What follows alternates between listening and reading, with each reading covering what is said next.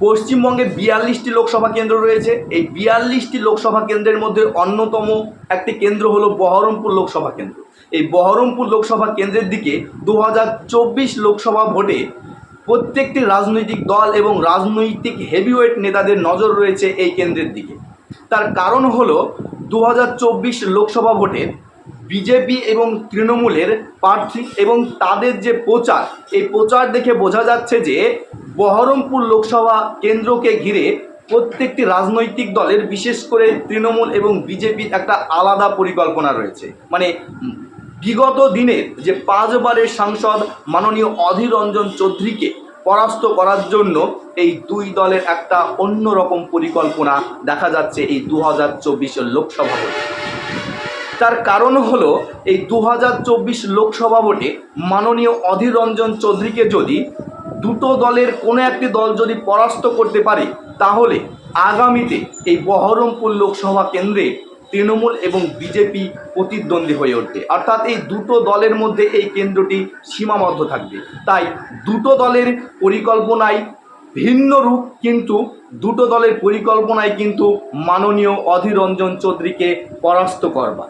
তাই 2024 লোকসভা ভোটে, অর্থাৎ এবারের ভোটে বিগত দিনের যে ইলেকশন হয়েছে সেই ইলেকশনের থেকে বহরমপুর লোকসভা কেন্দ্রের এবারের ইলেকশন একটু আলাদা হতে চলেছে। অর্থাৎ বহরমপুর লোকসভা কেন্দ্রে এবারের লোকসভা ভোটে একটা আলাদা গন্ধ পাওয়া যাচ্ছে। কেন আলাদা গন্ধ পাওয়া যাচ্ছে আমরা একটু ভালোভাবে নজর করব, তাহলেই বুঝতে পারব। বহরমপুর কেন্দ্রের 2014 সালের লোকসভা ভোটের ফলাফলের দিকে আমরা একটু নজর রাখি। 2014 সালের লোকসভা ভোটে বহরমপুর কেন্দ্র থেকে লড়াই করেছিল মাননীয় অধীর রঞ্জন চৌধুরী এবং তিনি মোট ভোট পেয়েছিলেন 5,83,549টি ভোট। অর্থাৎ তিনি ভোট পেয়েছিলেন 44.89% ভোট। এবং তৃণমূল কংগ্রেসের হয়ে বহরমপুর কেন্দ্রে লড়াই করেছিল মাননীয় ইন্দ্রনীল সেন। তিনি মোট ভোট পেয়েছিলেন 2,26,982টি ভোট। অর্থাৎ তিনি ভোট পেয়েছিলেন 17.46% ভোট। এবং বহরমপুর কেন্দ্র থেকে বিপ্লবী সমাজতান্ত্রিক দল থেকে লড়াই করেছিল প্রমথোষ মুখোপাধ্যায়। তিনি মোট ভোট পেয়েছিলেন 2,25,699টি ভোট এবং তিনি ভোট পেয়েছিলেন 17.36% ভোট। এবং বহরমপুর কেন্দ্র থেকে ভারতীয় জনতা পার্টি থেকে লড়াই করেছিল দেবেশ অধিকারী। তিনি মোট ভোট পেয়েছিলেন 81,656টি ভোট। অর্থাৎ তিনি ভোট পেয়েছিলেন 6.28% ভোট। এবার আমরা 2019 সালের লোকসভা ভোটের ফলাফলের দিকে একটু নজর রাখি। 2019 সালের লোকসভা ভোটে বহরমপুর কেন্দ্র থেকে ইন্ডিয়ান ন্যাশনাল কংগ্রেসের হয়ে লড়াই করেছিল অধীর রঞ্জন চৌধুরী। তিনি মোট ভোট পেয়েছিলেন 5,91,106টি ভোট। অর্থাৎ তিনি ভোট পেয়েছিলেন 45.47% ভোট। এবং বহরমপুর কেন্দ্র থেকে তৃণমূলের হয়ে লড়াই করেছিল অপূর্ব সরকার ওরফে ডেভিড। তিনি মোট ভোট পেয়েছিলেন 5,10,410টি ভোট। অর্থাৎ তিনি ভোট পেয়েছিলেন 39.26% ভোট। এবং 2019 লোকসভা ভোটে বিজেপি দলের হয়ে লড়াই করেছিল কৃষ্ণ জোয়াতা এবং তিনি মোট ভোট পেয়েছিলেন 1,43,038টি ভোট। অর্থাৎ তিনি ভোট পেয়েছিলেন 11%। বহরমপুর লোকসভা কেন্দ্রের বিগত দিনের লোকসভা ভোটের ফলাফলের নিরিখে আমরা দেখতে পেলাম যে অধীর রঞ্জন চৌধুরী তার যে ভোট ব্যাংক সেটা ধরে রাখতে পারলেও অন্যদিকে বিজেপি এবং তৃণমূলের ভোট ব্যাংক কিন্তু দিন দিন ঊর্ধ্বমুখী হয়েছে। এই থেকে বোঝা যাচ্ছে যে বহরমপুর কেন্দ্রে 2024 সালের লোকসভা ভোট একটু অন্যরকম হতে চলেছে। অর্থাৎ বহরমপুর লোকসভা কেন্দ্র থেকে একটা অন্যরকম গন্ধ পাওয়া যাচ্ছে। তার কারণ হলো অধীর রঞ্জন চৌধুরী একদিকে, অন্যদিকে বিজেপি এবং তৃণমূল সরকার এই অধীর রঞ্জন চৌধুরীকে হারাতে দুজন যে প্রার্থী চয়েস করেছে তারা দুজনই হলেন জনপ্রিয়। একজন হলেন ক্রিকেটার, তিনি ক্রিকেট জগতে জনপ্রিয়। অন্যজন হলেন একজন চিকিৎসক, তিনিও কিন্তু তার কর্মের দিক থেকে, অর্থাৎ তার যে পেশাগত দিক থেকে কিন্তু একটা জনপ্রিয়তা রয়েছে।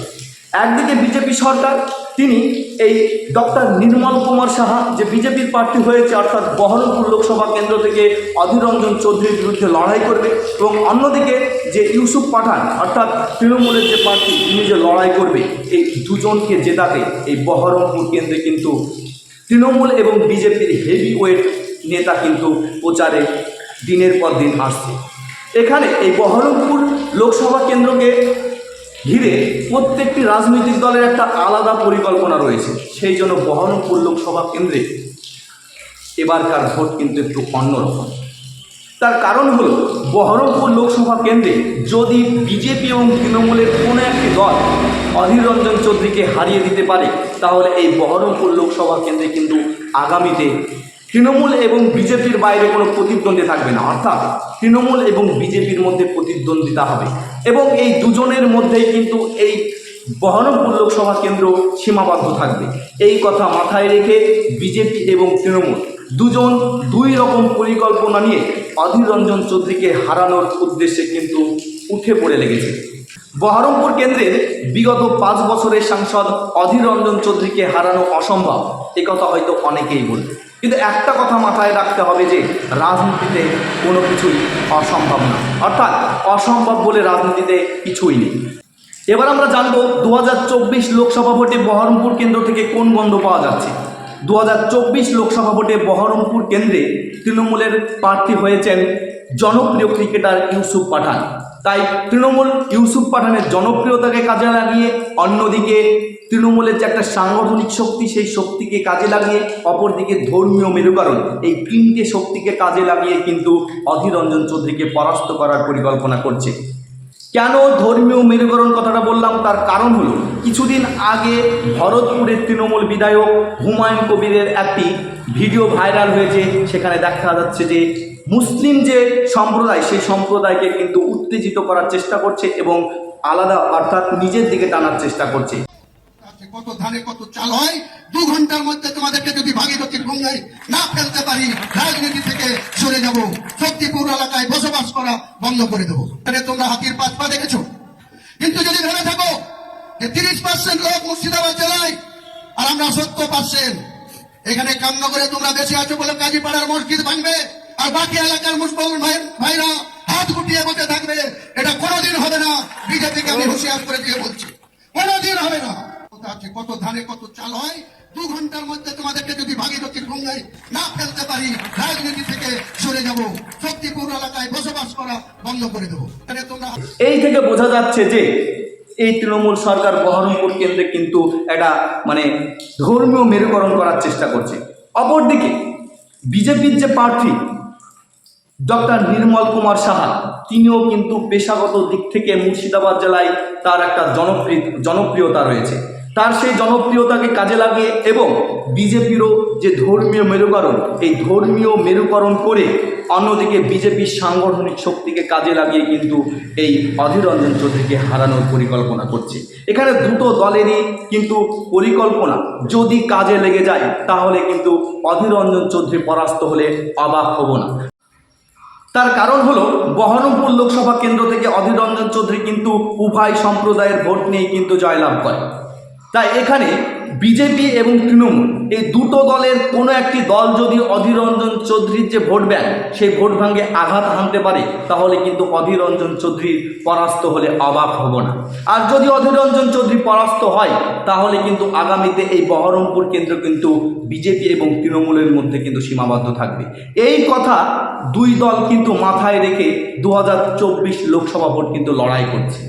এমনকি এই বহরমপুর লোকসভা কেন্দ্রে অধীর রঞ্জন চৌধুরীকে পরাস্ত করতে তৃণমূল এবং বিজেপির যে হেভিওয়েট নেতা এই বহরমপুর কেন্দ্রে প্রচারে আসছে, তা থেকেও বোঝা যাচ্ছে যে বহরমপুর লোকসভা কেন্দ্রের ভোট কিন্তু এবার অন্যরকম হবে। তাই 2024 লোকসভা ভোটে বহরমপুর কেন্দ্রে কিন্তু কোন দল জিতবে তা কিন্তু নির্দিষ্টভাবে বলা যাবে না। এখানে কিন্তু ত্রিমুখী লড়াই হবে। তাহলে কি 2024 লোকসভা ভোটই নির্ধারণ করবে অধীর রঞ্জন চৌধুরীর রাজনৈতিক ভবিষ্যৎ? আপনাদের কি মনে হয়? অবশ্যই কমেন্ট সেকশানে কমেন্টস করে জানাবেন। আর কেউ ব্যক্তিগত আক্রমণ করবেন না। এটা হলো রাজনৈতিক বিশ্লেষণ অর্থাৎ সমীক্ষা। এই সমীক্ষা ভুলও হতে পারে, ঠিকও হতে পারে। তাই সকলে ভালো থাকবেন, সুস্থ থাকবেন। ধন্যবাদ।